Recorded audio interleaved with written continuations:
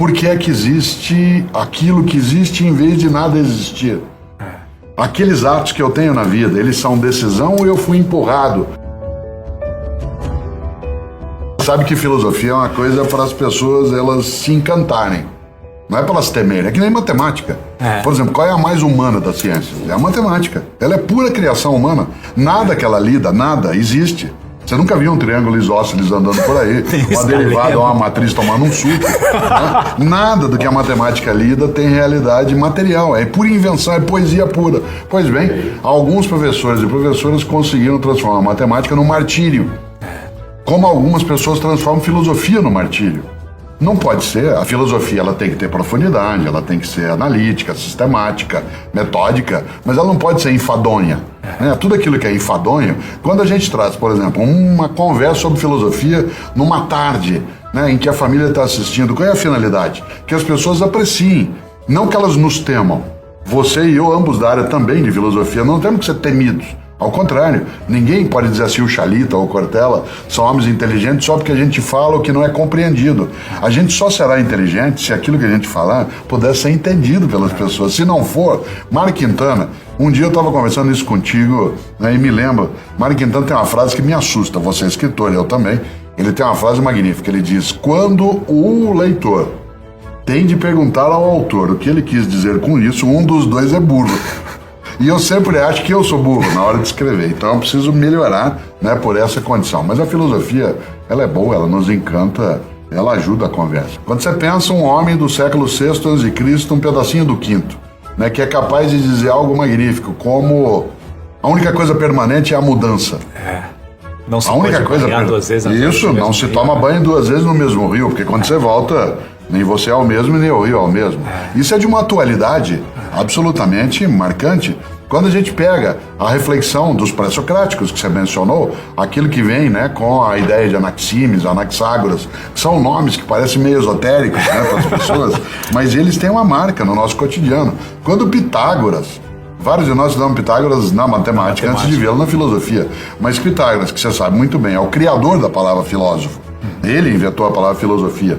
Quando ele fala de alguém que se dedica, que tem um afeto pelo conhecimento, né, alguém que tem um carinho, eu gosto dessa palavra, carinho, né, pelo saber, que entende que em latim sabor e saber têm a mesma origem semântica. Aliás, os portugueses, melhor até do que nós, dizem, para dizer que uma comida é gostosa, diz isso me sabe bem. Dizer que aquilo é apreciável. Portanto, aquilo que a filosofia é capaz de trazer, ela nem sempre é absolutamente nítida, nem para nós. Nem sempre a gente consegue lidar como se ela fosse mera iluminação. Mas ela consegue fazer aquilo que você puxava. Nós vamos às grandes questões da vida. Quem sou eu? Qual a origem do mal?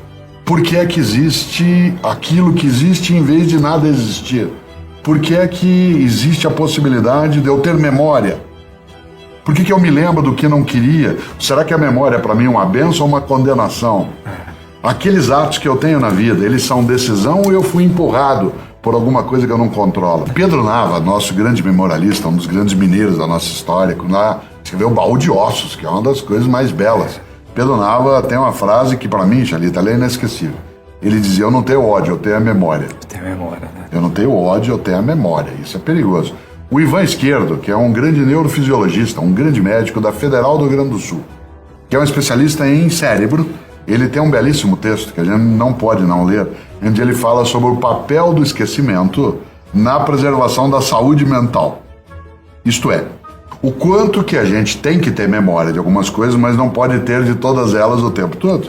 Porque, do contrário, a memória ela pode carregar coisas que são boas, e a essas boas que a memória traz para agora, eu chamo de saudade. E ela pode carregar coisas que não são boas, que são aquelas que são a culpa. Né? Portanto, sem imaginar, parte da memória nos preserva. Uma das coisas que o idoso ele mais sofre no dia a dia é o fato de que a memória dele, ela não é que ela desaparece, é que ele começa a perder à sua volta aquilo que é referência. Isto é, o lugar que ele andava não tem mais. Quanto mais a pessoa vive, mais ela fica isolada, porque se ela tiver muito tempo de existência, né, outras pessoas falecem e ela se sente abandonada num outro tempo, como se ela tivesse encapsulada. Nesta hora, a memória salva. Porque quando alguém bem idoso, alguém da nossa família, da nossa amizade diz assim, porque eu, em 1940, quando eu estava ali em Cachoeira Paulista, que meu pai estava na loja Bela de calçado, terra, quando começa a pensar essas coisas, e aquilo vai reavivando. A Terezinha Rios gosta de trabalhar uma ideia que é de recordar. A ideia de fazer passar pelo coração de novo, recordes. Aquilo que volta para dentro do coração e está outra vez aqui onde a gente está. Por isso, acho que a memória, ela pode ser para nós um dano, se a gente exagera, porque quando você tem culpa, a memória pode martirizar, mas quando você faz da memória apenas uma ferramenta de reavivar a saudade, aí é uma bom. coisa gostosa. Sabe que o brasileiro tem, você tem e eu tenho, porque é da nossa cultura, uma coisa que é apavorante. Todo estrangeiro apavora com uma frase que nós dizemos, que é assim, eu vou acabar com a tua raça. Essa expressão, ela é de uma violência, primeiro que ela é genocida. Ela é genocida, você já começa a trazer à tona tudo aquilo que é o horror da vida, é possível, mas não é obrigatório. Eu vou acabar com a tua raça significa não vou deixar rastro. Eu acho que a vingança, ela é como a ideia da raiva, né? Várias vezes você já leu, né, quanto se disse, é uma frase antiga, não tem autoria definida, que o ódio, por exemplo, é um veneno que você toma desejando que faça mal a outra pessoa. É você que toma, mas você acha que vai fazer mal pro outro. Há uma diferença entre desculpa e perdão. Desculpa é a coisa leve. Isto é, tudo bem, ok, isso não é perdão. Por exemplo, você me ofendeu por qualquer razão ou fez algo que não deveria fazer, eu te desculpo, mas eu não te perdoo. Isto é, eu continuo convivendo contigo, mas não vou esquecer. O perdão é a promessa do esquecimento. O perdão significa, eu sei, mas eu nunca mais vou lembrar obrigatoriamente, eu não vou trazer isso de novo para a nossa convivência. Nesse sentido, acho que a vingança é a ausência do perdão. E a vingança, em grande medida, como ela não é justiça, ela é apenas o troco, ela é apenas o retorno do que não devia, ela não deveria estar nas nossas mãos, porque nós não somos um ser confiável, né, como seres humanos, para fazer tudo que é a justiça. A nossa capacidade de falhar, ela é tão grande que deixar na minha mão ou na tua a capacidade de dar o troco em algo que nos fizeram é meio arriscado. É melhor que a gente crie instituições, né, como é o caso do judiciário, em que a gente organiza as regras em que será feita a justiça sem que ela seja vingança.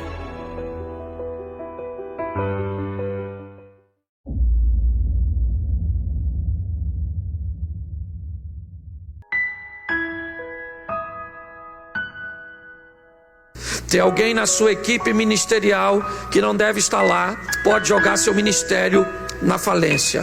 Tem alguém próximo à sua família, aos seus filhos, que não deveria estar presente, pode levar tudo à ruína. Então, criar um processo seletivo, estabelecer uma conduta onde você seleciona quem faz parte verdadeiramente de sua vida, é uma das maiores decisões que você pode tomar. Permitir alguém estar inserido na sua vida e essa pessoa não deveria estar, pode colocar tudo a perder. O que você vai ouvir agora pode te parecer chocante, mas é uma grande verdade. Aprenda. A Bíblia diz que eu tenho que amar a todos, mas não preciso gostar de todos eles. Escute isso. Eu amo a todos, sem distinção, mas eu não gosto de todos. Eu não gosto de pessoas que me fazem mal. Eu não gosto de pessoas que fazem mal aos meus negócios. Eu não gosto de pessoas que fazem mal ao meu ministério. Eu não gosto de pessoas que fazem mal à minha família. Pessoas não podem fazer parte da minha vida se elas me fazem mal. Ah, pastor, mas eu tenho que amar a todo mundo. Sim, mas não precisa gostar de todo mundo. Se a pessoa te faz mal, ame-a. De que forma? Orando para que Deus entre na vida dela através do Espírito Santo. Orando para que ela tenha um encontro com Cristo e mude de vida, mude sua história, mude sua rota, mude seus pensamentos, suas ações. Mas isso não significa que ela vai fazer parte da sua intimidade. Porque tem gente que não sabe conviver com o seu sucesso. Tem gente que não sabe conviver com a sua beleza. Tem gente que não sabe conviver com a sua grandeza. Tem gente que não sabe conviver com aquilo que você tem. E se tem pessoas que não sabem conviver e te desejam mal, não leve essas pessoas para a sua vida, pois elas vão te fazer mal. Aprenda isso.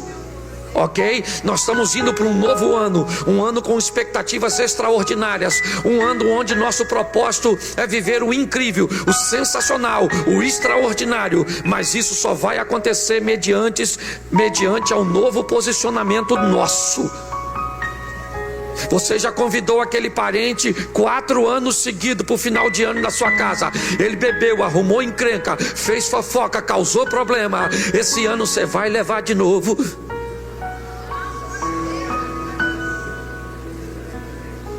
Você está conseguindo entender? Ô pastor, eu não concordo com isso. Então leva. E ele vai acabar mais uma vez com a sua festa. Se você acha que todo mundo vai fazer parte de sua vida, é um direito que você tem. Só que eu quero mostrar a você que um processo seletivo vai te ajudar bastante. Permitir que as pessoas se aproximem de você é viável, mas é na aproximação que você avalia se elas entram ou não no seu barco, na sua vida, na sua história. Ok? Amém? É assim que funciona. Então o salmista me diz uma coisa: vitorioso eu serei se eliminar da minha vida o ímpio, o pecador e o escarnecedor. Não ande com esses 3 tipos de pessoas e leve para a sua vida 3 tipos de pessoas que eu vou te mostrar mais à frente. Por quê?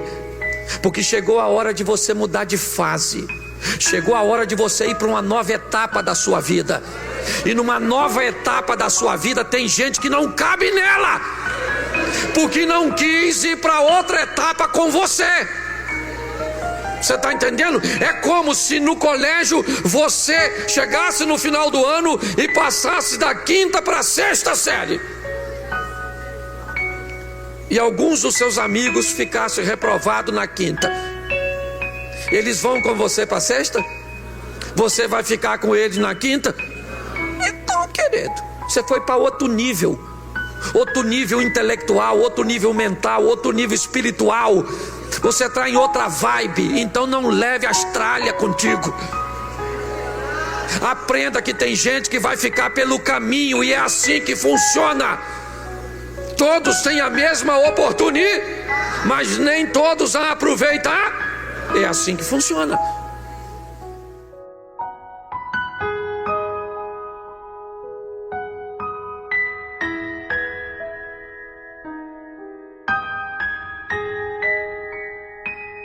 Se eu te jogar aqui, eu vou jogar uma bolinha pra você. Pega. Pegou, né? Agora eu vou pegar 5 bolinhas, ó. Pega. Aí você não pegou nenhuma. Eu peguei um talento, joguei pra você, você pegou. Agora, se eu pegar 5 talentos e jogar pra você, você não pega nenhum. Então tem gente que tem tantos que não pega nenhum. Você tem que focar num.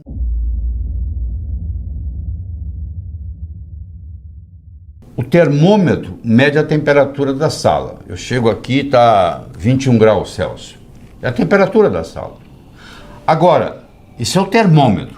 Agora, se eu colocar aqui um termostato e colocar 15 graus, mesmo que lá fora esteja 30, aqui dentro vai estar 15. Porque o termostato vai baixar a temperatura ou subir, de acordo com onde eu coloco a temperatura. A autoestima é um termostato para a vida. Quanto que eu mereço? Quanto é que você está ganhando? Se eu falar que você vai, mês que vem, multiplicar por 10 o seu faturamento, você vai acreditar? Não. Você fala, não é possível. Quem é que vai... Se ganho um mês que vem eu vou ganhar 10? Eu sei, mas por que você está ganhando 1 e o seu amigo está ganhando 4? Fazendo a mesma coisa. Com o mesmo talento. Pode ser que ele tenha um marketing melhor do que o seu. Pode. Mas pode ser também que ele tenha um termostato de autoestima melhor do que o seu. Então, o que você merece é o que você tem. O merecimento que você acha que você vale Está expresso aí na sua conta bancária, no carro que você dirige, na casa que você mora, na família que você tem. Está aí, ó. É só você olhar. Se você quiser mais, você tem que sentir merecedor de mais. E para sentir merecedor de mais, escuta, você tem que subir a sua autoestima. Eu tenho uma boa notícia para você, ótima. Ela não é feita de cimento, ela não é feita de aço. A autoestima, ela é feita de linguagem. Do mesmo modo que ela foi construída linguisticamente, ela pode ser reconstruída linguisticamente. Oh, que beleza, que alívio, hein? Quer dizer, qualquer pessoa, em qualquer momento, não interessa a idade, não interessa a situação, pode melhorar. É uma questão, só que isso aí não tem jeito de você delegar. Eu vou pagar alguém para fazer isso para mim. Isso não existe. Você vai ter que evoluir. O sucesso está aí dentro, ele tem que sair. Daí você tem que fazer isso ser externado. Como é que eu transbordo isso para o mundo? Eu transbordo isso para o mundo via comunicação. Eu posso ter dois indivíduos que têm um QI de 145, quase gênio. Um está muito bem na vida e o outro está desempregado no quarto jack. Você vai ver a diferença, um se comunica bem e o outro não dá nem bom dia para o vizinho. Então, no momento que você melhora a sua capacidade de se comunicar, você passa a valer mais no mercado. Essa é a realidade. A sua vida, ela é um equilíbrio entre a razão e a emoção. Se você é só razão, você é um robô. Se você é só emoção, é um caos total, certo? Então, um passarinho para voar não precisa de duas asas? Você nunca viu um passarinho voando com asa só? Pois é, o ser humano, ele recebe um hemisfério esquerdo e um hemisfério direito, que tem propriedades básicas diferentes. No hemisfério esquerdo predomina a razão e no hemisfério direito predomina a emoção e é a porta de entrada para o inconsciente. Na escola, você aprende muito sobre a parte esquerda do hemisfério. Você aprende matemática, você aprende português, você aprende inglês, você aprende geografia. Tudo isso é parte esquerda do cérebro. Agora, a imaginação, a visualização, a emoção, tudo está do lado direito. Que você brincando, enquanto você brinca, por isso que é importante a criança ter a fase de brincar, você está desenvolvendo essa parte direita. Só que chega lá na frente, o que é que acontece? Você vai ter as pessoas que predominam o hemisfério esquerdo, eles são quase igual robôs, e você vai ter as pessoas caóticas que predominam o hemisfério direito, como é o cantor, como é o artista, como é o pintor, que desenvolve tanto direito que se não tiver um empresário não vai para frente, que eu posso contratar.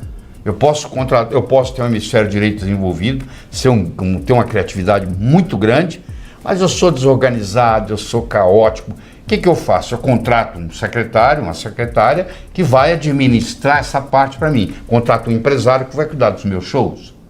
Então, eu deleguei aquela parte totalmente, eu não sei de nada. Onde é que eu vou estar hoje à noite? Fala que estou aqui. Me leva lá.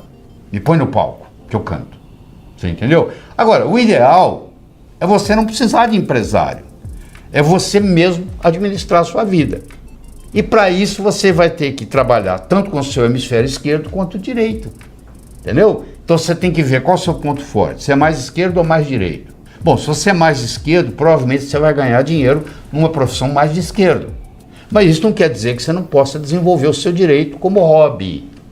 E aí, à medida que você vai fazendo isso, você vai equilibrando o processo. Tá? Então esse equilíbrio é muito importante. O seguinte para mim, Zanon. Tem gente que vai para a guerra, volta mutilado e com a cabeça inteira. Tem gente que volta inteira, mas com a cabeça mutilada. Tudo depende do quanto de pressão que você aguenta.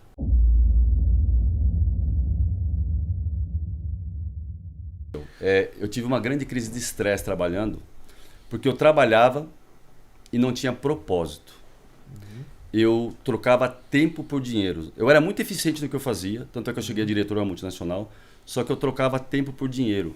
E se você ficar trocando tempo por dinheiro e achar que tudo é na força do seu braço, quando existe algo maior, não importa se você empreende, não importa se você é CLT, você vai ter problemas. E eu tive uma grande crise de estresse.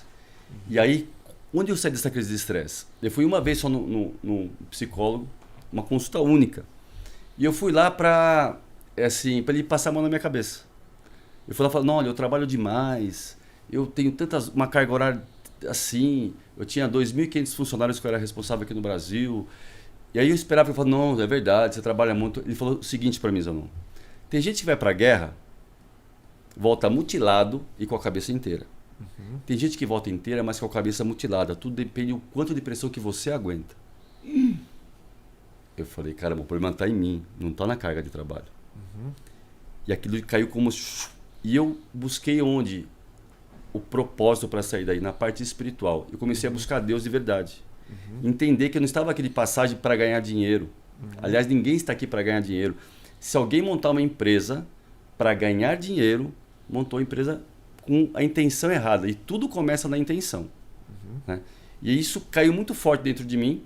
Eu falei, não, então eu vou empreender, mas eu quero empreender de uma maneira diferente. Eu quero empreender da forma que eu estou tendo esse contato agora com algo muito maior. E eu comecei a montar um sistema de gestão completo, baseado em que cada líder meu seria um especialista em pessoas. E que todo mundo que viesse para a minha empresa seria transformado com o objetivo. Todo mundo que trabalha aqui, ele vai sair melhor do que já entrou. E todo o sucesso eu devo a isso. A realmente amar pessoas e entender que a minha empresa também seria um lugar para que cada funcionário pudesse cumprir o propósito dele dentro da empresa. Então, galera, esse ano é um ano de ligar a porra do botão do foda-se de uma forma muito intensa. Se você minimamente pegar o Instagram e olhar, você vai falar, caralho, o Evandro acordou 5h30 da manhã, meu irmão. Aí você vai lá 1h da manhã, tá lá o Evandro 1h da manhã. Caralho, tá de sacanagem, o cara conquistou a porra toda e tá lá e eu aqui. Mas assim, eu fico numa angústia, meu irmão. Porque eu queria estar hoje no lugar de vocês com a orientação que eu tenho. Com a idade de vocês, com a energia de vocês, caralho, eu ia estudar o dia inteiro. E assim, eu estudo empolgado e não tem esse negócio de, ai, não consigo, não dá. Não dá. Não tem isso. Não tem. O não existe. Agora, 2, não aprendo não é opção. Estatística e contabilidade. Conta pra tua cabeça todos os dias, vou aprender. No pior das hipóteses, a sua cabeça mentiu pra você não aprendeu, mas por lá acertou 3 questões. E quando você vê, entrou. Sabe, não ficar desanimado, não falar que não vai dar. Não... E outra, cara, corre nessa fase desse ano de gente que reclama. Faz o teste do derrotista. Se você bateu papo com alguém, ligou pra alguém da tua família, alguém falou alguma coisa negativa, bota no mudo. Fala, cara, peraí, me deu diarreia. Apaga o telefone, não conversa com a pessoa. Ou então, se for da família muito chegada, bate um papo e fala, pô, mãe, segura aí um pouquinho, eu te amo também, mas agora não dá que eu tô estudando. Seja um pouco insensível também nesse momento, porque é assim que você vai salvar as pessoas lá no futuro. Fui fazer segurança do dono da FERP e perguntava na faculdade. Faculdade de manhã, ia pro táxi do meu pai à tarde, fazia uma outra segurança na empresa de ônibus Santa Luzia, muito louco. Os ônibus 6 horas, não podia ficar com dinheiro, porque senão dava assalto. Eu chegava lá com mais um maluco, a gente recolhia, botava no saco e levava pra empresa. A probabilidade de dar merda era de 1.000.000%. E a gente com a porra da pistola de um lado, com a outra pistola do outro, e com o maluco mais sequelado do que eu do outro, que precisava daquela porra, a gente fazia. Saía de lá, corria pra segurança. Na segurança, o cara falava assim pra mim, o gerente, pô, mano, fica na parte de cima, que lá você vê tudo. E dá pra dar uma lida. Dá pra dar uma lida, meu irmão? Era de 7h30, 8 horas, 3, 4 horas da manhã. E no outro dia, faculdade, porque se falta, o cara corta minha bolsa e o medo. Ia pro táxi, meu pai não tinha o que falar com meu pai. Meu pai não era igual o pai de vocês. Meu pai tinha umas frases legais, tipo assim, cara, a parada é a seguinte, passo pra trás, meu irmão, se der eu te dou uma porrada, é pra frente. Não tem esse negócio não. Ah, tá com fome? Tá com fome, vai lá, trabalha e compra. Eu lembro do envelope da liberdade, vocês nunca ganharam do pai de vocês, mas deviam ter ganhado. Eu brigava, meu pai trocava o disjuntor do chuveiro, cara. Porra, aí você tomava banho, desarmava, pra não ter luz. Briguei com ele pra caralho, meu pai falou, você quer liberdade? Eu vou te dar liberdade. E me deu um envelope. E dentro do envelope tinha uma conta de luz. Ele falou, paga, que agora você pode tomar banho de 50 horas. Meu irmão, lá em casa era arroz, feijão, batata, não faltava. Mas quem já teve uma situação, sabe como é que funciona? E eu nunca deixei de estudar, pô. Meu pai tem 4ª série primária, ninguém me mandou estudar. E sábado ia pra academia do concurso, saía às 5 horas da manhã e voltava às 10 horas da noite. E domingo fazia revisão o dia inteiro, e a Tati era manicure e pedicure, e eu era uma vida desgraçada, e eu não reclamava de porra, eu tava feliz. Hoje não, cara. Hoje todo mundo reclama da porra toda. A gente é uma nova geração, então estudem, porra. Se eu fraquejar, você pode fraquejar esse ano. Ó, esse ano, se eu arregar, vocês arregam. Mas se eu acordar às 5, dormir uma, vocês vão junto comigo. Meninada, eu quero que vocês se fodam, e é o melhor conselho que vocês vão poder ter. Acorda de manhã e estuda pra caralho. com 40 anos, meu irmão, que tá andando num carro bacana, num lugar legal, sua esposa com orgulho, seu filho com orgulho, você com acúmulo de capital. Cara, vai dar tudo certo daqui a alguns anos, galera. Daqui a 2, 3 anos vocês estão de volta. Vocês vão falar a mesma coisa que eu, estuda 10 horas, porra. Estuda 15 horas, estuda 20 horas, vai valer a pena. Agora, tem que levantar a cabeça, essa porra desse ano tem que dar certo.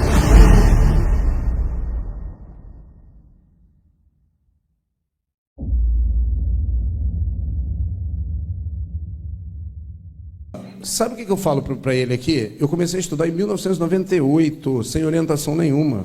Eu fiquei 98, 99, 2000, 2001, 2002, 2003, 2004, 2005. Eu fiquei 8 anos sem passar em nada. E ninguém conseguia. Você sabe o que o pessoal falava para mim? Porque eu já estava na academia do concurso público dando aula lá em 2003.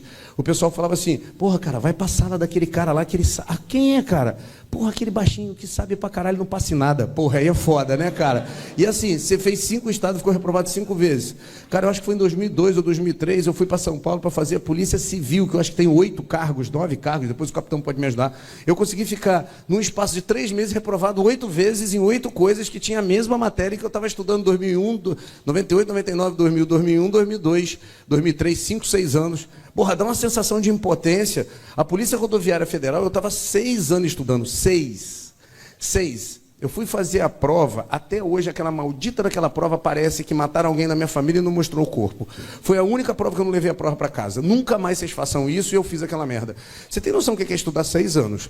Ter 2.200 vagas. Classificou 6.600. E você não conseguir se achar? Eu falei, caralho, passei, lógico, eu deixei a prova, eu acabei de fazer a prova, a redação, eu deixei lá, eu vou deixar. Eu sei tudo, passei. Esse aí, 2.200, aí eu fico entre os 100 primeiros. Cara, eu não sei o que aconteceu. Não levei a prova, então não conferi, eu tinha tanta certeza, foi a única prova que eu não levei, tá? Quando eu vi a relação lá, eu procurei meu nome, Evandro com E, Evandro com H, Evandro com W. Eu falei, pô, meu irmão, tem alguma coisa de errado. Cara, eu vou te falar um negócio. Às vezes tem dia que me dá uns bad assim, né, cara? Igual dá em todo mundo, que eu sou um ser humano normal. Uma porra ali. Sabe o que você parar e pensar assim? Você fala, cara, você não foi feito para esse negócio? Caralho, você não vai dar certo. Só que assim, pessoal, existe a diferença entre ser derrotado e fracassar. A diferença de você ser derrotado é que todo mundo que venceu na vida ou tem algo grande para mostrar, o cara se fudeu, cara. Cara, ninguém foi lá e fez o primeiro concurso e virou promotor de justiça. Ninguém fez o primeiro concurso e virou delegado de polícia. Ninguém fez o primeiro concurso e virou agente de Polícia Federal. E ninguém fez o primeiro concurso e virou PM, não. Isso aí é exceção da exceção da exceção. Hoje está muito profissionalizado. Vocês estão numa banca chamada SESP-PNB. As regras do concurso são as mesmas da Polícia Federal. É pesado, não é fácil. E as pessoas acostumaram a ser fracas. Por quê? Porque assim, desde dessa história que eu contei que eu era moleque, porra, meu pai me ensinou a que a coisa mais comum na vida é tomar porrada. Cara, eu sou brigão, ó. A 2ª série primária, para vocês que se acham, vê se a sua história é parecida, mas você tem cara de ser um bom menino, é sério, não estou zoando não. Você tem cara que estudou direitinho, ser um bom menino. Meu irmão, eu era um delinquente. Tipo assim, eu fiquei reprovado na 2ª série primária, eu fui expulso, acho que 1 ou 2 vezes. Eu saí do 1º para o 2º grau de forma terrível. Do 2º grau só dava errado. E eu fui e fiz uma faculdade de merda. Quem fez administração aí? Oh, bem-vindo ao time dos otários. Beleza. Que eu fiz essa merda. Não serve para nada. Você pega essa porra desse diploma, bota na parede para mostrar para as pessoas que vão na sua casa e pega um monte e coloca no papel higiênico para limpar a bunda com aquela merda. É a única coisa que funciona. Você não administra nada com aquilo. E não serve de nada. Mas serve para fazer concurso. Cara, e assim, eu sempre fui um fracasso no campo do estudo. Sabe o que é um fracasso? Todo mundo olhar e falar assim, esse garoto não tem futuro? Porra, isso aí não vai dar jeito? Porra, isso aí não passa? Isso aí não tem base? Cara, e teve uma hora que deu um start na minha cabeça. A única coisa que eu me fudi, mas isso é bom e eu posso orientar para você, é mostrar para você que o que vai passar você sempre nos concursos públicos são 2 matérias. É português e matemática. Primeiro que português cai em tudo. Então, se você sabe o que é uma oração subordinada substantiva, se você sabe as regras da crase, se você sabe regrinhas de colocação pronominal, ênclise, próclise, mesóclise, se você sabe escrever uma boa redação, se você tem o hábito de escrever e conhece, cara, você já sai... É meio caminho andado. Outra, matemática. Matemática e raciocínio lógico, o senhor Arruda está ali, ele não ensina a gente só a fazer cálculo, não ensina a gente a pensar. Você consegue pensar para resolver questões de direito, sendo bom de raciocínio lógico e matemática. É só você fazer termo comparativo entre o aluno bom de exatas, que aprende muito bem o direito, e o aluno que é horrível de exatas e tem uma dificuldade do caralho de aprender matérias igual ao direito. Então, assim, os princípios que estão norteados em vocês é que está errado. Eu tenho um piá de 17 anos aqui, que a minha orientação para você, se você quer saber a orientação e quer ajuda, é desliga a tua vida, filho. Tipo, foda-se balada, foda-se namorada, foda-se a porra toda na tua vida. Você começa a viver de verdade aos 30. E tem alguns que vão começar a viver só aos 40. Assim, 17 anos é idade de merda. Porra, tu é feio, tu faz merda. Se deitar com uma menina e for fuder com a menina, vai fuder mal. Só fode mais ou menos se arrumar uma mulher mais velha que entende, aí você vai virar gato e sapato na mão. Mas no mais, tu é um merda. Aos 17 anos você é o quê? Quem aos 17 anos é homem completo? Nem o seu caráter está lapidado ainda. Só que as pessoas não gostam de ouvir essa porra. Seu caráter não está lapidado, não. Se você entrar na PM aos 17 e te botar numa equipe ruim, você se corrompe. Se você entrar numa equipe boa, eles lapidam o seu caráter ao longo do tempo. Você é muito novo, vocês são muito novinhos. Então, na idade de vocês, se vocês conseguirem desligar a vida de vocês e falar assim, eu não vou ligar para as pessoas que falam que eu tenho que ligar. Videogame é o caralho. Videogame melhora a colocação cognitiva. Melhora porra não, te deixa um retardado, um burro. Fica o dia inteiro com fone de ouvido na frente da TV. Isso é coisa de gente retardada. Então, o que você vai fazer? Vai para os livros, vai viajar estudando e prepara a tua vida, porque você aos 17, aos 25, você pode ter resolvido a tua vida. Aos 25 você pode ter seu carro importado. Tem gente que fala que dinheiro não traz felicidade. Entra no meu carro e depois você me fala. Não traz o caralho. Que não traz. Eu saio todo tatuado, pareço um bandido, que eu pareço guardador de carro. Aí eu saio de bermuda e camiseta. Se eu sair de um Fusca, vão me tratar mal. Eu saio da BMW, todo mundo me trata bem. Vai tomar no cu o mundo. O mundo, ele olha você, o que você tem, não o que você é, porque não dá tempo de te conhecer. Só que a maioria das pessoas gostam de falar de forma mais suave, diferente, ou seja, gostam de mentir para você. E aos 35, minha filha, como é que é o seu nome? Jussiara, aos 35 você começou e graças a Deus você acordou aos 35. A gente não pode ter no Brasil essa cultura de eu falhei. Falhou, levanta, faz de novo. É difícil mesmo. Quebrar ou entrar num ciclo ruim ou fazer um mau negócio acontece. Não tenham vergonha, só entram e saiam pela porta da frente, porque vão te dar oportunidade de novo. Eu acredito nisso. Deus me deu um talento de juntar elementos e sempre buscar eficiência. Isso é uma provocação para vocês também, porque se eu faço um porto, o meu porto tem que ser melhor que tudo que está aí. Eu tenho que analisar minha concorrência, eu tenho que, enfim, estudar e sempre buscar ou algo que ninguém fez até agora. Quando o Mark Zuckerberg teve a ideia de criar lá o Facebook, ele criou aquele algoritmo, percebeu que as pessoas gostavam de criar comunidades, né? E a partir daí ele ficou, vocês devem saber disso, ele ficou 10 anos recebendo investimentos sem saber direito como ele ia ganhar dinheiro, não é verdade? Depois que de repente, opa, isso aqui é uma ferramenta de marketing, vou vender propaganda. E é o que é, né? E a fórmula hoje tenha bilhão de clientes, é o que a Netflix também almeja, e cobre $10 por unidade. O mundo nano aqui vai fazer a mesma coisa, porque eu acabei de dizer para vocês, se os produtos químicos, né, remédio que for, vão ter 10% do princípio químico que está lá dentro, o que vai acontecer? Os preços vão ter que cair. Então eu enxergo o mundo do futuro, só para repetir o que eu já falei, onde mais de 50% das empresas que estão aí vão desaparecer. Estou vendo, estou mexendo, enfim, vocês já viveram várias delas, né? Kodak, enfim, vocês devem ter exemplos de talvez até outras empresas, mas eu vivo isso de perto e me meti nessas áreas aí e fui buscar cientistas. Sempre tive a paciência de ficar 5 anos, às vezes, estudando os ativos, né? Você não acha que muita gente quer abrir um negócio e eu quero, você vai quebrar. Né? Não é assim. Faça, gaste um tempo a mais. Tem gente que abre uma padaria, uma lavanderia num bairro onde já tem 2 ou 3. Não olhou em volta do bairro. Ter obstinação para fazer as coisas é necessária. Você tem que marchar aquela milha a mais. Não é, ganhei. Não, cuidado. Todo dia 7 bilhões de pessoas acordam no mundo tendo que sobreviver, né? Então, em diferentes níveis, essa guerra é bruta mesmo. Então, né, se você tem um negócio, você se manter no alto, e talvez o exemplo do Jeff Bezos que eu já dei é o melhor de todos, porque ele sabe que depois de 25 anos, a curva dele pode ter chegado no topo. Alguém vai comer pedaço da estrutura dele. Interessante, né? A gente, provavelmente todo mundo acha que o Amazon é isso, vai continuar crescendo. Cuidado, nunca é assim. E por isso, talvez, muitas vezes, os negócios que vocês tenham, façam aquela venda oportunística. Eu olho no meu caso, se eu tivesse vendido a OGX em 2011, eu teria embolsado 20, 25 bilhões de dólares. Não fiz porque me disseram que eu tinha muito mais petróleo. Não vendi. Como muitos investidores ganharam muito dinheiro nessa fase áurea da companhia, e os que ficaram até no fim comigo, perderam dinheiro. Eu perdi todo o meu patrimônio no petróleo, mas eu tive a chance de vender por 20 bilhões de dólares. Então vocês que, né, não se apaixonem muitas vezes. Obviamente tem negócio que você se apaixona e você enxerga que você tem algo monopolístico. Aí, né, como é bom dizer, né, monopólio é bom quando é seu. Mas é difícil, né? É difícil você hoje em dia você ter monopólio de alguma coisa. Aqui o seguinte, ó, foi essa máquina maluca aí que eu construí na Amazônia em 1981.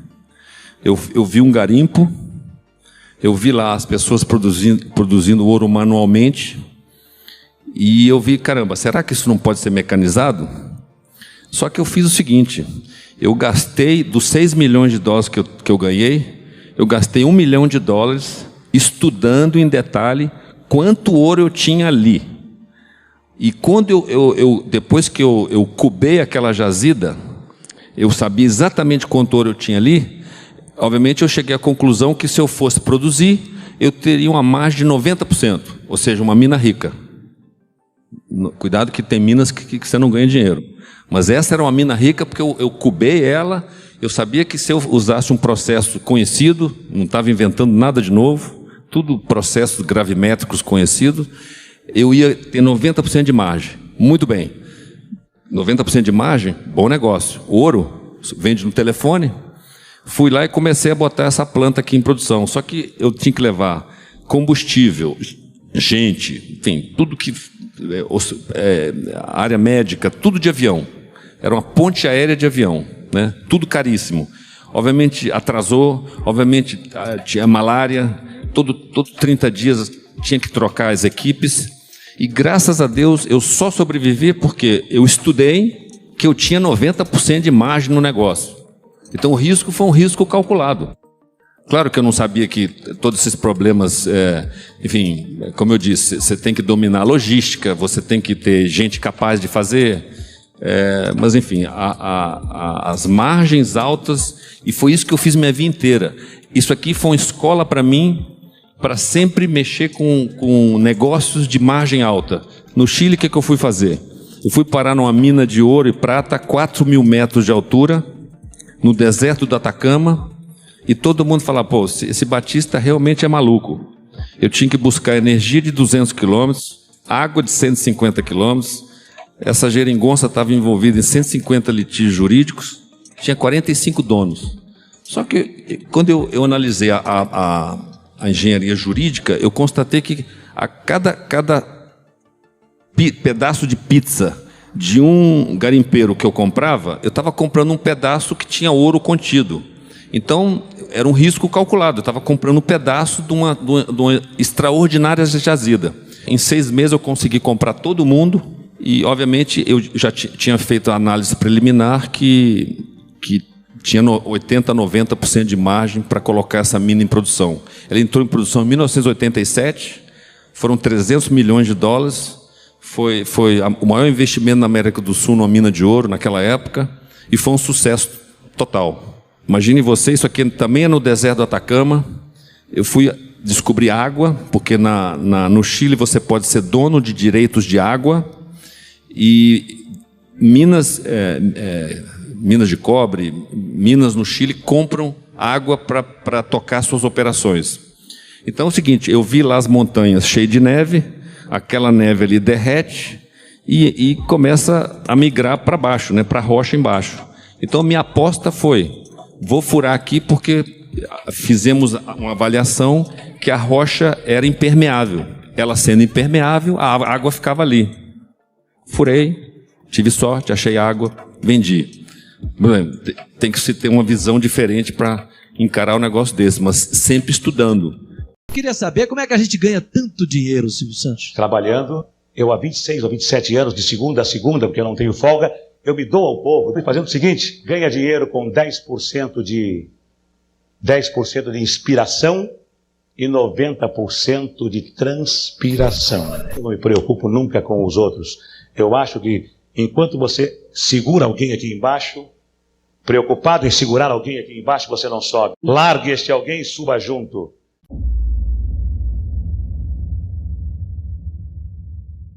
A câmera de televisão transforma os homens nos anjos e as mulheres nos mais santas. Mas vocês vão ver como a vaidade, como o orgulho, como o desejo de realização faz com que o homem progrida ou regrida. Quando eu me lembro da minha mulher que morreu aos 39 anos de idade, com câncer no estômago, e quando eu me lembro que eu dizia que era solteiro, quando eu me lembro que eu escondia as minhas filhas para poder ser o galã, para poder ser o herói, eu, quando falo com a minha consciência, eu acho que é uma das coisas imperdoáveis que eu fiz diante da minha imaturidade. E hoje eu vejo as besteiras que eu fiz, e quando eu vejo alguém fazendo o mesmo que eu fazia, eu olho e digo, meu Deus do céu, como esse homem é infeliz. Eu estava à procura de alguma coisa e não sabia o que. E depois que eu encontrei a minha segunda mulher, me encontrei e encontrei a minha felicidade. Eu costumo ter mais vitórias do que derrotas por uma razão. Quando o ser humano está com a razão, Deus é o seu advogado. Ninguém vence o ser humano quando ele tem razão. Quando o ser humano não está com a razão, Deus é o juiz e o demônio é o advogado de quem está sem razão. Quem tem razão, forte ou fraco, vence sempre. O bem sempre vence o mal. O mal vence por alguns minutos, por algum tempo, mas o bem sempre vence o mal. E não teríamos razão para viver. Mesmo que esta vida termine no pó, não teríamos nenhuma razão para viver se o mal vencesse o bem. Deus me deu saúde, Deus me dá raciocínio, Deus me deu consciência que me rege primeiro, razão que me rege segundo, coração que me rege em terceiro. Quando a minha emoção começa a tomar conta de mim, vem a minha razão e fala, o que é isso? Que besteira é essa? E ainda quando a minha emoção vem da minha razão, vem a minha consciência e fala, olha, eu vou te acompanhar até o último suspiro, hein? Então, a minha razão policia a minha emoção e a minha consciência policiam a minha razão e a minha emoção. Então, eu me preocupo com hoje, só hoje. Amanhã, se eu tiver saúde, e esse Deus, que pode ser o meu Deus, que pode ser o Deus que está dentro de cada um de nós, que pode ser o Deus natureza, o Deus dos ecologistas, que pode ser o Deus dos budistas, não importa. Esse Deus que nos rege e que nos diz o seguinte, amai aos outros como a ti mesmo. Muita gente pergunta para mim, e o teu dinheiro? O dinheiro é muito subjetivo. O dinheiro, ele representa alguma coisa dependendo de quem vai usar o dinheiro. O meu dinheiro não é nada na frente do Rockefeller. O meu dinheiro não é nenhum na frente dos homens que saíram na Veja com $1 bilhão. O dinheiro é aquilo que a pessoa acha que é subjetivo. Então o meu dinheiro não representa nada.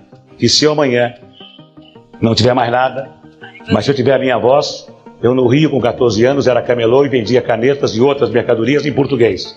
Agora eu vendo em português, em castelhano e também vendo em inglês. E dá para ganhar a vida, porque eu não como mais do que as minhas torradas, para não engordar. Eu não visto mais do que as camisas 3 ou 4 que eu gosto. E eu não calço mais do que 2 ou 3 sapatos que eu gosto, embora tendo 50. O que eu tenho que fazer? Plantar cana, eu vou ser o melhor plantador de cana. Não para ganhar dinheiro, nem pelo poder, pela satisfação de fazer o melhor de mim. E o dia que o governo não quiser mais do Silvio Santos como concessionário, chega perto de mim e fala, não quero mais, eu entrego. Eu não nasci dono de televisão. Eu fui dono de televisão porque os donos de televisão fecharam as portas para mim.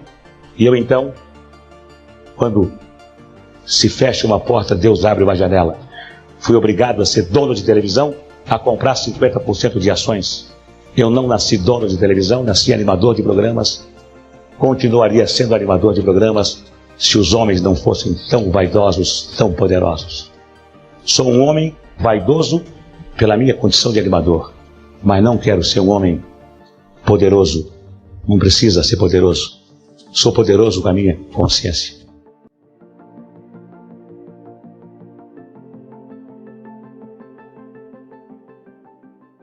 Não importa onde você tá, cara, vendendo a coxinha, ou você tá sendo atendente no posto, seja o que for, seja o melhor. Você tem que se tornar gerente amanhã, você tem que se tornar o dono, fica sócio do negócio que você tá trabalhando hoje. Mas esse desejo tem que ser forte, e você tem que se entregar, porque você vai ter que ser o melhor para que isso tudo aconteça.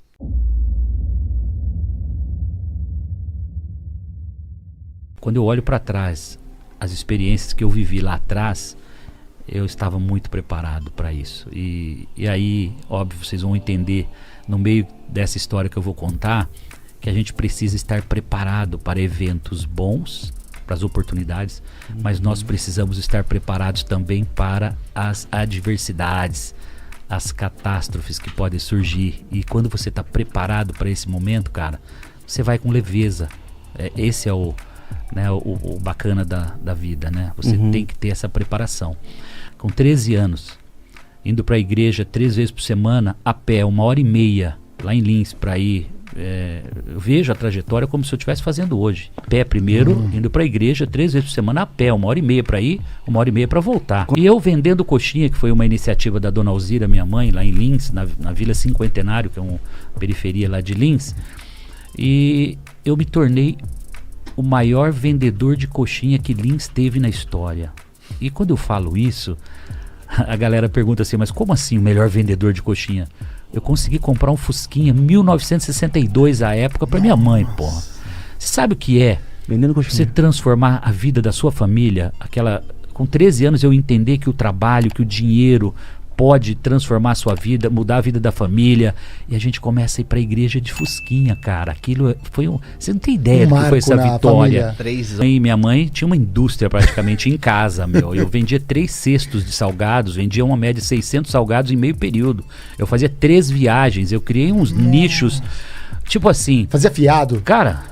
Cadernetinha, você não tem noção. E aos sábados eu voltava em toda a minha rota. Então eu tinha marcenaria, construções, serralherias, madeireiras, tudo que vocês imaginarem.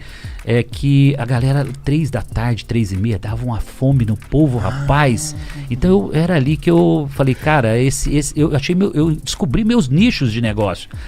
Claro que eu fui descobrir depois, só com 20 e poucos anos, que eu fui o melhor vendedor de coxinha que ele teve na história. Era nato isso, muito legal. Você tinha um pitch específico assim? Mas olha que legal. Com 15 anos, eu consigo meu primeiro emprego. Copiador de Xerox. Tá? 15 anos, carteira registrada, carteira de trabalho, com meio salário mínimo na carteira. Foi meu primeiro, lembro como se fosse hoje, como R$60, acho que foi meu primeiro registro na carteira. Vocês não fazem ideia do que é um copiador de Xerox em 6 meses se tornar gerente da copiadora. Aí vocês vão falar assim, não, você tá abusando, né? Eu desmontava as máquinas, eu fazia limpeza, eu fazia polimento de cilindros, eu fazia limpeza de fusor.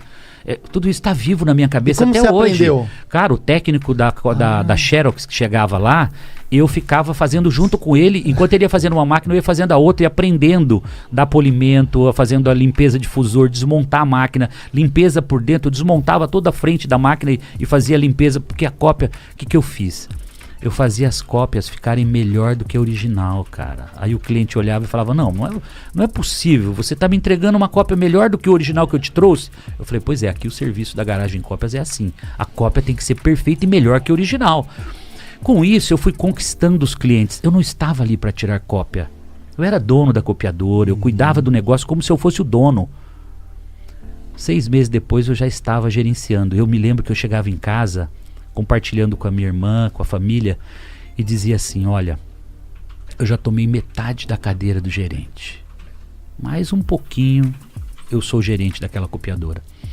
E nessa de me relacionar, fazer network com os clientes no balcão da copiadora, porque era um balcão de uns 15 metros e cheio de clientes. E aí chegava um cliente muito chato, Valmir, e esse cliente, cara, esse cliente chegava no balcão, todos os funcionários, que eram mais de 20, fugiam, cara. Toda vez o Semenzato era o cliente que ia atender esse cliente chamado Valmir, que era um auditor de empresas, contador, etc. Um belo dia esse cara olha pra mim e eu falando pra ele, cara, tô fazendo um curso de computação nos finais de semana, já tô aprendendo a programar computadores, me relacionando, contando com muito entusiasmo o que eu estava fazendo. Eu tô estudando, tô aprendendo isso, aprendendo aquilo e contando. E ele vendo o meu diferencial. Um belo dia o seu Valmir consegue uma vaga, ou surge uma vaga num grupo de empresas chamado Sermácula de Lins, madeireira, cerealista, material de construção, tudo que você pensar, fazendas, um grande grupo, um grupo grande de empresas lá.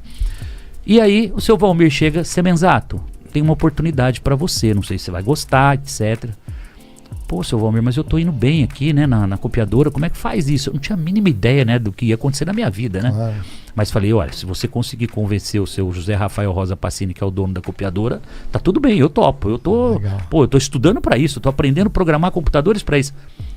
Cara, 8 meses, 1 ano depois, eu já estava na Cobra Computadores, na fábrica em Ribeirão Preto, fazendo curso de programação de computadores na fábrica. Eu aprendi a programar a linguagem COBOL, com 16 anos, 16 anos, tá? Com 16 para 17, eu assumo o centro de processamento de dados desse grupo e começo a desenvolver todos os sistemas que vocês imaginarem. Aí começa aqui, contabilidade, contas a pagar, folha de pagamento, controle de tributos, né, ICMS, livro de ICMS, controle de gado, controle de construtora. Comecei a desenvolver todos os códigos, sistemas. os softwares? Sim, não, e de desenvolver os códigos você aprende. Sabe o que aconteceu? Mas sabe o que aconteceu? Eu me tornei, na Garagem Cópias, o melhor copiador de Xerox que Lins teve na história. Que me levou ao quê? Ao melhor programador que Lins teve na história, cara. Eu me tornei referência desenvolvendo programas de computadores. E aqui eu quero dar uma pausa e quero deixar uma dica já pra galera. Legal. Será que você está sendo melhor naquilo que você faz hoje? Será que você está copiador de Xerox e acha que você tem que morrer copiador de Xerox? Ou você está fazendo conexão, você está abrindo portas para você crescer profissionalmente? Isso, aqui começa a trajetória. São os pilares que vocês vão ter que fazer analogia com o que vocês fazem hoje, com o que vocês estão fazendo, com o tamanho do seu sonho, com a projeção de onde você quer chegar, porque vem coisas muito maiores do que isso ainda e vocês vão perceber nessa trajetória. Não obstante eu me tornar o melhor programador que Lins teve na história, eu estou fazendo um curso técnico com 15, 16, 17 anos. Você levava junto? Primeiro colegial, fiz o técnico junto. Bom, vou fazer, então vou aprender a programar computador também, pô. Legal. E vou me formar como técnico. Nem sonhava fazer faculdade, porque acho que já sabia que não ia dar também, não ia ter tempo, não ia, né, enfim. Terminei o curso técnico, sabe o que acontece? Eu me tornei o melhor aluno formado do colégio. E eu sou convidado pelo Instituto Americano de Lins para ser professor segundo grau, com 18 anos. Autorização da Secretaria de Estado da Educação, autorização especial, porque eu não tinha pedagogia, não era bacharelado para dar aula, não fiz pedagogia, não fiz nenhuma especialização para lecionar, então autorização especial, carteira de trabalho, professor segundo grau. Cara, o professor mais jovem da história, acho que, sei lá, do país talvez. E eu chegava na sala dos professores, me conectando com os professores de 20, 30 anos de IAL, de Instituto Americano, como se eu fosse um professor veterano, cara. Me conectando, chegava na sala dos professores lá em cima, como se eu fosse um professor de 20 anos de vida ali, de carreira. Nessa hora não era mais fusquinha já. Não, eu estacionei, cara, com 18 anos uma CBR 450. Pensa bem, o garoto com 18 anos estaciona uma CBR 450 Custom. Cara, muitos poderiam ter perdido o juízo nessa hora. E aí vem outra dica pra galera. Foco, determinação.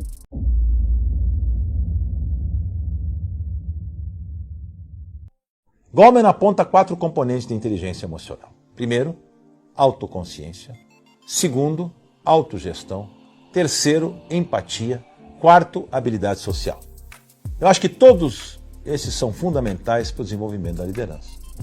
Autoconsciência, por exemplo. Amigo, acho que ninguém consegue liderar uma outra pessoa se não estiver no comando de si mesmo. Você tem que ter uma autoconsciência muito bem desenvolvida, uma autoestima muito bem desenvolvida. Senão você não vai liderar ninguém. Então a autoconsciência é muito importante. A gente precisa conhecer as nossas próprias emoções, as nossas forças, as nossas fraquezas, as nossas limitações, as nossas necessidades, os nossos impulsos, o nosso estilo. Temos que entender o que nos motiva e o que nos desanima. Não só para sermos mais produtivos, como também para evitar que as pessoas nos manipulem. Outro aspecto importante da autoconsciência é ter uma noção muito clara do que você quer ser. Quais são seus objetivos imediatos e quais são os objetivos de médio e de longo prazo. Um líder sempre sabe disso. Um dos efeitos colaterais de ter alto índice de autoconsciência é que você se torna mais receptivo às sugestões e às ideias de outras pessoas, porque não se sente ameaçado por elas. Eu sei do que eu sou capaz. E eu sei o que me falta. Então, eu sei absorver informação de terceiros. E também você acaba aceitando as críticas construtivas, o que vai ajudar demais na sua evolução. Você vê, grandes líderes, inteligentes, têm uma autoestima tão bem resolvida que eles não têm problema de pegar a ideia de alguém ou a opinião de alguém e transformar isso em alguma coisa em benefício próprio ou da empresa que estão dirigindo. Segundo, autogestão. Em outras palavras, controle-se. Não estou dizendo que você deve se anular, mas recomendo que você controle as suas emoções, conte até 10 e depois busque a melhor opção para cada situação. Pessoas que estão no controle pleno dos seus sentimentos e impulsos geram um ambiente de confiança ao redor dela. Isso é bom para a produtividade da equipe. Além disso, um líder controlado contamina positivamente a equipe, que passa a trabalhar em harmonia e, com isso, ser mais criativa, mais comprometida e realizadora. Eu não estou dizendo que você tem que ser autocontrolado a ponto de perder sua personalidade. De jeito nenhum. Né? Eu sempre falo que a forma de dizer as coisas pode contaminar o conteúdo. Porque o conteúdo é fundamental, você tem que passar. Agora, como você vai dizer isso? O autocontrole te permite passar o conteúdo de uma forma que você seja ouvido melhor pelas pessoas. Você não levanta a voz na hora errada, você não coloca uma coisa que ofenda um funcionário ou que humilhe uma pessoa. Então, as suas ideias e a sua forma de conduzir vão ser muito mais aceitas se você tiver essa autoconsciência e souber colocar as coisas de forma clara. Além disso, o autocontrole é fundamental em ambientes competitivos. Seja dentro de uma estrutura corporativa, quando você é o executivo, seja em relação aos concorrentes, quando você é o empreendedor, é fundamental ter a cabeça fria para perceber os cenários em permanente mudança. Ter a cabeça fria não é não ter emoção, não, porque eu sou super partidário de você ser sempre muito forte na sua emoção. É a forma que você vai colocar as coisas sem perder a cabeça rapidamente, porque tudo exige uma reflexão mínima que seja.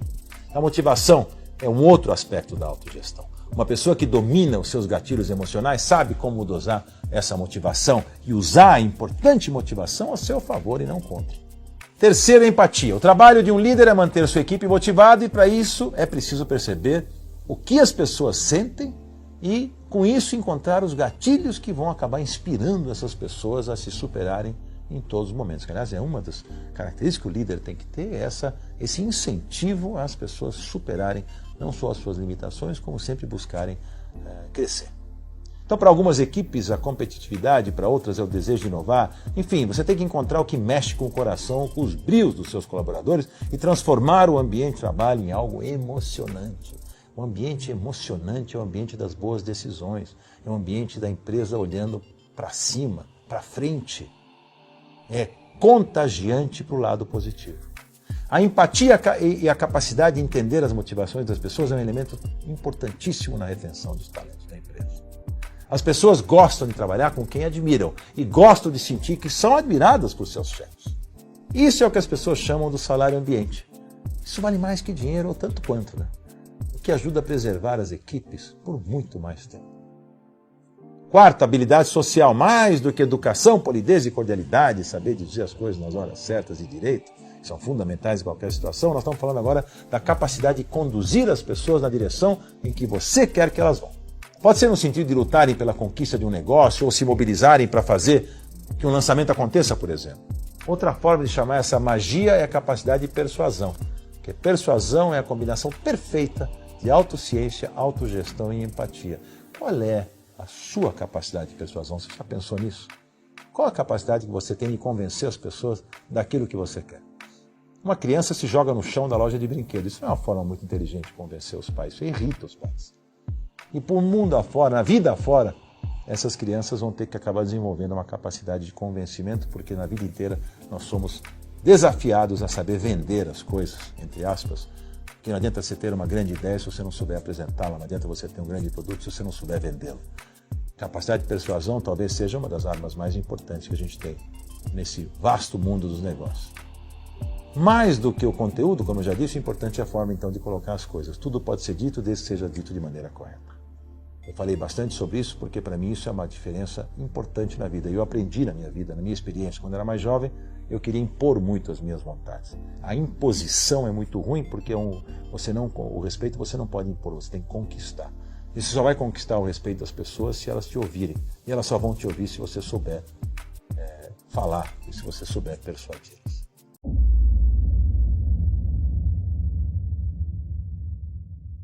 E o sucesso, o que é? Vem só das grandes mentes, vem de pessoas fantásticas. Não, pessoal. Fazer sucesso está em cada pessoa. Olha só como pensa diferente. O otimista nunca deu certo com o Pink e o Cérebro, sempre deram errado. Eu conheço o Pink e o Cérebro por causa dos meus filhos, que é da época deles. Mas isso me marcou. Toda a noite, embora que tudo tenha dado errado, ele pensava, amanhã nós vamos dominar o mundo. Eu tenho comentado isso muito nas nossas reuniões, nas nossas inaugurações da Van. Nós temos que ter pensamentos positivos. Nós não podemos ficar pensando nas coisas ruins. Então assim, pessoal, não fica vendo só coisa ruim na televisão. Não fica procurando notícia ruim, porque você começa a se encolher e achando que a situação está pior do que está lá fora. Você tem que ter pensamentos positivos, você tem que imaginar palavras boas. Um tempo atrás, cheguei até muitos anos atrás, até comprar esses provérbios, né? E tentei ler. Por quê? Porque isso vai ajudando o teu dia a dia, vai te deixando melhor. E você sendo mais simpático, mais feliz, você irradia essa felicidade ao redor das pessoas que vocês têm ao redor. E as pessoas começam a melhorar. Começa a melhorar na sua empresa, começa a melhorar na sua casa, começa a melhorar na sua faculdade. Ok, pessoal? Otimismo, sempre. Eu sempre pensei em ser a maior e melhor loja do Brasil. Desde que eu comecei a planejar isso. Eu estava num bar aqui em Brusque, na época era o Schultz. Eu e meu sócio na época que nós começamos essa loja, e eu dizendo do jeito que eu ia fazer essa loja. Por isso, temos que sonhar grande. Não importa o tamanho que você começou, só depende de você. O tamanho do seu sonho é você que vai medir. Sonhar, planejar e executar. Este é o grande sucesso da Van. Todos os dias. Hoje ainda comentava com o nosso pessoal, eu fico impressionado a capacidade da nossa empresa de sonhar, planejar e executar. A nossa equipe é uma equipe com força, garra, determinação, como eu gostaria que cada um de vocês fossem. Dicas para o sucesso. Eu tenho falado bastante, todos somos vendedores. Pessoal, põe um negócio na cabeça de vocês, não importa a profissão, se você vai ser médico, qualquer profissão, você tem que ser vendedor, você tem que ser simpático. Por que ser vendedor? Porque quando o cara é vendedor, você pensa no cliente, você pensa de que forma que vai atender o cliente, você tem que conquistar o cliente, e isto vale para todas as profissões. Ambição, gostar de ganhar dinheiro. Eu tenho comentado muito lá na Van, que ser ambicioso, gostar de ganhar dinheiro não é defeito. Ser ambicioso e gostar de ganhar dinheiro é, como diz na Coreia, para quem foi abençoado. Quem chega lá, quem chega a algum lugar na vida, lá fora as pessoas batem palma, as pessoas idolatram. É como nós temos que pensar. Então, ser ambicioso não é ser ganancioso. São palavras bem diferentes. Quando você tem ambição, quando você ganha dinheiro, você passa a se tornar uma pessoa melhor. Você possa fazer mais doação, você pode ajudar mais, você dá emprego, você ajuda mais. Eu vejo muito isso. Quando você é uma pessoa de bem com a vida e você ganha dinheiro, você se torna muito melhor. Otimista, determinado, disciplinado, ter coragem. Coragem não é não ter medo. Coragem é poder controlar o medo. Criatividade e inovação, as duas estão bem ligadas. Criatividade e inovação. Se você não tiver capacidade para criar, tenha coragem para copiar. Ok? Se você não tiver coragem para criar, para fazer novo, copie. Não faz mal para ninguém. Faço isso a vida toda. Copiei a Casa Branca, copiei a Estátua da Liberdade, não é verdade? Copio tudo que eu posso. E quando eu posso, eu melhoro, faço melhor. Mas copiar é normal. Eu viajo o mundo todo, pessoal, para copiar, mas principalmente para pensar. Então, pessoal, vamos ser abertos, vamos ser diferentes, abrir a nossa cabeça, poder receber. E o sucesso, o que é? Vem só das grandes mentes, vem de pessoas fantásticas? Não, pessoal. Fazer sucesso está em cada pessoa. Até acho que a grande maioria das pessoas tem que ter um pouco de cada coisa. Ser um pouco inteligente, ser um pouco comunicativo, saber escutar mais do que falar e principalmente trabalhar em grupo, acreditar nas pessoas, acreditar que tudo é possível e trabalhar muito com disciplina e determinação. A palavra mais importante que tem em tudo isso é humildade e simplicidade. Seja humilde, seja simples na maneira de pensar, na maneira de agir, e você se dará bem na vida. Vocês têm que colocar o sonho de vocês, as metas de vocês, o planejamento estratégico de vocês no papel. O que vocês querem fazer da sua vida? E a partir que está no papel, e se você passar esse negócio, compartilhar esse seu sonho com mais gente, você vai ser obrigado a executar esse seu sonho e vai dar tudo certo. E no final você vai olhar para trás e vai dizer: eu venci, eu sou vencedor, eu sou campeão, eu consegui mudar a minha vida, eu sou uma pessoa realizada. Eu gostaria daqui que saíssem hoje vocês felizes da vida, com a profissão que vão ter, com aquilo que vão fazer, porque vocês são os atores principais da vida de vocês.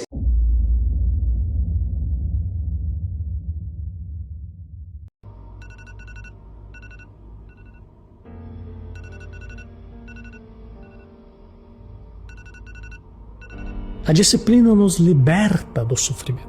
Pense em alguma meta que você já traçou para você mesmo, mas que você nunca conseguiu alcançar. É muito provável que a razão do seu insucesso tenha sido a falta de disciplina, a falta de capacidade de dizer não para você mesmo. Capacitação, desenvolvimento da sua capacidade de realizar. Os jovens têm que ter clara noção de que para tudo que eles queiram fazer, existe um pilar sem o qual isso não vai acontecer, por mais dom que eles tenham, que é a capacidade de se preparar para desenvolver as suas capacidades de realizar, o mais dom que ele tenha. Cada dia que você deixar de se preparar, de se estudar, de se dedicar àquilo que você, a sua atividade que você realiza, é um dia a menos que você tem para se aproximar da realização do seu sonho. Toma uma atitude, que a atitude muda o teu pensamento, e quando mudar o teu pensamento, muda quem você é do ponto de vista daquilo que é a pessoa que desiste de tudo e aceita o prazer fácil, rápido e imediato, e passa a achar satisfação no desafio. Isso é outra coisa. É o que eu te falei. Cara, se você quer passar num concurso, se você quer passar numa prova, se você quer conquistar o seu físico, se você quer conseguir fazer dieta, cara, tudo depende da sua ação. Faça uma ação, ajuste seu pensamento, refaça essa ação. Perceba o que você fez, reconheça a sua vitória, torne isso uma atitude, atitude em hábito. O hábito vira sucesso. É assim, cara. Não vamos confundir disciplina com uma rigidez de regras, não é nada disso. Disciplina simplesmente é a ponte que liga os seus sonhos às suas realizações. Eu tenho um sonho. Se eu não for disciplinado na implementação das atividades que são necessárias para chegar lá, eu não chego lá. Disciplina. Planejamento é o projeto e a disciplina é a construção da ponte. Desenvolvendo pequenos hábitos, mas que realmente fazem a coisa acontecer. Se você não for capaz de executar com excelência as pequenas atribuições do seu dia, que será das grandes? E o que o americano chama de senso de accomplishment, de conquista. Quando você vai, estabelece a sua agenda de amanhã. Eu vou começar fazendo exercício físico amanhã de manhã. Mas eu acordo com aquela preguiça. Não, hoje eu vou dormir um pouquinho mais. Aí toca lá o despertador, você dá aquela soneca. O que seja, se é dia. Já começa o dia do tipo, falei na primeira. Não tiquei, falei. Vai dando aquela coisa meio de frustração. Disciplina é igual à liberdade. Isso não é uma contradição, é uma equação. Disciplina pode parecer o oposto da liberdade. Mas, na verdade, disciplina é o caminho para a liberdade. Disciplina é o condutor da execução diária. A disciplina derrota as desculpas infinitas que impedem seu desenvolvimento. Nesses momentos, você pode contar com a disciplina. Disciplina é algo que você controla. Torne a disciplina parte da sua vida diária e a sua vida diária vai ficar melhor. Todo mundo quer ir para o céu, mas ninguém quer morrer. Isso é a mais pura verdade. A parte central para realizar qualquer sonho chama-se autodisciplina.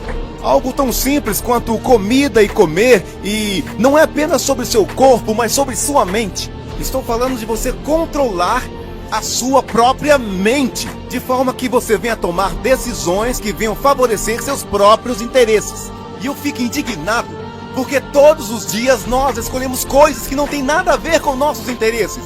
E sabe, o mundo está te atacando, as pessoas podem te atacar, as circunstâncias te atacam, mas aí você vai se atacar também? Cara, defenda os seus sonhos e corra atrás do que você quer. E saiba que a autodisciplina é o centro de todo sucesso material.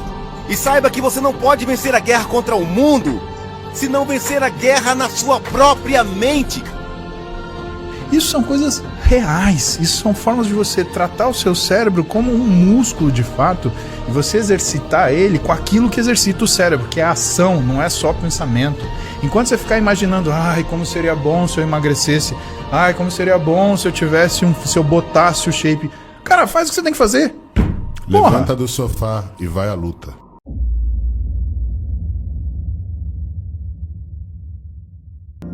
Cada pessoa cria o próprio destino. Aquilo que você acredita, sua maneira de ver o mundo, suas ilusões, suas atitudes, formam um ciclo de experiências que você vai atrair no seu dia a dia. Quando você muda suas crenças e reformula seu mundo interior, toda a sua vida muda. Você fala, isso não é possível, como eu posso mudar os outros mudando apenas meus pensamentos? Bom, quando você muda suas crenças, você modifica suas energias, e são elas que movem todos os acontecimentos à sua volta. Por exemplo, vamos supor, você acredita que é inteligente, bonito, privilegiado, vive de bem com a vida e por isso é aceito por todos com prazer. Aonde quer que você vá, espalhe energias positivas, alegres, e as pessoas sentem isso e recebem você com satisfação. Já uma pessoa insatisfeita, que se sente inadequada em tudo, mal amada, emana energias desagradáveis e as pessoas não a tratam com a mesma atenção que tratam você. Já reparou nisso? Eu reparo a cada segundo. Esta percepção nos permite entender praticamente toda a situação particular das pessoas e nos permite compreender que está tudo certo e justo do jeito que está, por mais que não possa parecer. As pessoas dormem na cama que arrumam. Elas recebem da vida o que oferecem. Elas estão onde se colocam. Não existe vítimas. Bom, você certamente já ouviu falar muito em valores e princípios, principalmente no ambiente empresarial. Todas as empresas mais moderninhas têm seu quadrinho ali no corredor com a missão, valores e princípios da equipe que a conduz. Pessoas muito íntegras e preocupadas com a moral e os bons costumes também vivem alardando que vivem com base em sólidos princípios morais, quase sempre baseados em valores como honestidade e solidariedade. Tudo muito lindo e maravilhoso. Só que a questão dos valores e princípios pessoais vai muito além daquele parâmetro moral básico da honestidade passada de pai para filho. Segundo o dicionário Aulete, o termo princípio pode ser encontrado como valor moral, dignidade, preceito, regra, lei. Segundo a mesma fonte, o termo valores pode ser entendido como conjunto de normas, princípios ou padrões sociais que são aceitos e mantidos por um indivíduo, grupo, sociedade, etc. E ainda com base na mesma fonte, chegamos ao entendimento do termo crença, como aquilo que uma pessoa ou grupo consideram como verdadeiro, profunda e íntima convicção, certeza, confiança. Portanto, com base nesses significados, eu chego à seguinte conclusão: toda opinião que você mantém sobre qualquer tema da vida, e em última instância sobre a sua própria vida, é um princípio, ou valor, ou crença, isto é, uma lei ou norma particular que dita o que será verdadeiro para você, independente da verdade real e objetiva. Esse princípio, valor ou crença ditará o significado que aquele tema terá para você. Significado esse que servirá de base, a partir do qual você se utilizará para lidar com o tema em questão. A realidade, como algo em si, absoluto, não existe. Cada pessoa constrói a sua realidade a partir do seu modelo de mundo. Se alguém acredita que as pessoas são basicamente más, que o mundo é um lugar perigoso e que se relaxar e confiar em alguém estará em perigo, que tipo de relacionamentos acha que ela terá? Quem vive na defensiva, achando que os outros querem sempre tirar vantagem delas, acabará atraindo pessoas que confirmarão sua crença. Não se trata de algo mágico. O que acontece é que os nossos pensamentos e emoções nos levam a adotar comportamentos que buscam sempre a confirmação para as nossas crenças. Quando você muda suas crenças, você modifica suas energias, e são elas que movem todos os acontecimentos à sua volta. Um princípio é de onde se parte. Um princípio limitado não o levará para muito longe. Se você relaciona um valor negativo para um princípio básico qualquer, está partindo para lidar com o objetivo do princípio com uma postura bastante negativa. Por exemplo, se você acredita ser uma pessoa fraca, este é um princípio a partir do qual você inicia todas as suas ações, ou inação, e que é o princípio, ou crença, de que você é, preponderantemente, uma pessoa fraca e vai conseguir muito pouco na vida. Você não vai nem tentar, né? Porque pessoas fracas não conseguem nada mesmo. Como se vê, as consequências de um princípio negativo podem ser terríveis e fazer a pessoa se anular bastante. Agora imagina se você descobre que a maioria dos princípios que você adota na vida são negativos. Foi o que eu descobri a meu respeito.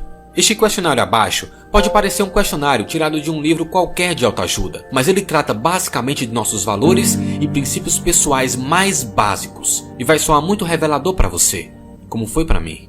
Complete as frases de acordo com o que você sente a respeito dos seguintes itens.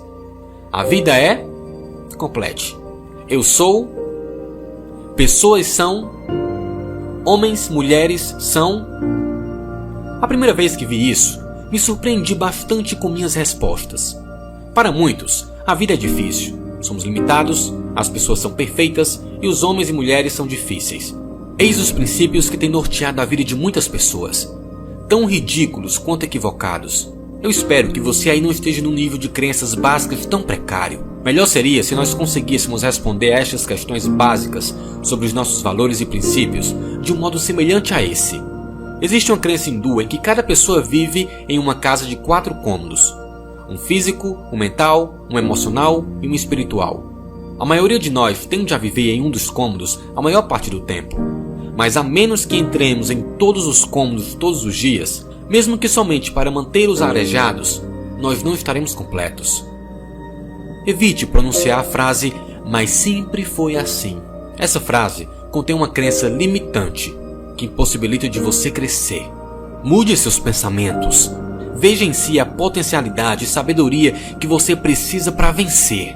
Não pense, isso eu não sei fazer, eu tenho medo de errar, ou não vai dar certo, ou outras coisas mais negativas. Em vez disso, pense, eu vou fazer, eu vou acertar, isso vai dar certo. Risque a palavra derrota da sua vida. Ninguém nasce com habilidades para fazer obras complexas ou criar coisas de grandes magnitudes, mas todos podemos, todos somos capazes, pois todos temos dons e nós os desenvolvemos com o tempo, com constante empenho e afinco. Aprender é uma grandeza que não ocupa espaço. Então pense, eu sou capaz. Eu vou conseguir. Veja somente pétalas e não espinhos pela estrada que seguir. Mentalize que a luta é apenas um detalhe para atingir seu grande objetivo, a vitória.